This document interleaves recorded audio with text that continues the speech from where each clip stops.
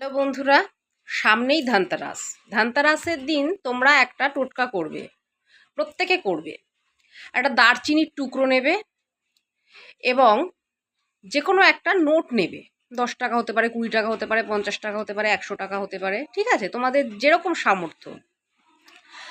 দারচিনিটার ওপর দিয়ে নোটটাকে রোল করে মুড়িয়ে দেবে দারচিনির টুকরোটা দিয়ে, এবং তারপরে সেটাকে একটা লাল সুতো দিয়ে বেঁধে দেবে। আমি দেখাচ্ছি, এরকম লাল সুতো দিয়ে বেঁধে দেবে। তারপরে এটাকে একটা লাল শালু কাপড়ে মোড়াবে। মুড়িয়ে নিয়ে তোমরা মা লক্ষ্মীর চরণে রেখে দেবে ধানতেরাসের দিন। সেদিনকে পুজো হবে এবং থাকবে ভাইফোঁটা পর্যন্ত মা লক্ষ্মীর চরণেই এটা থাকবে। তারপরে এটা তুমি মা লক্ষ্মীর চরণেও রেখে দিতে পারো, তুমি তোমার লকারেও রাখতে পারো, তুমি তোমার মানি পার্সেও রাখতে পারো, ঠিক আছে? এটা তোমরা প্রত্যেকে করবে। এতে তোমাদের শ্রীবৃদ্ধি বাড়বে, এতে মা লক্ষ্মী সন্তুষ্ট হবে, ঠিক আছে?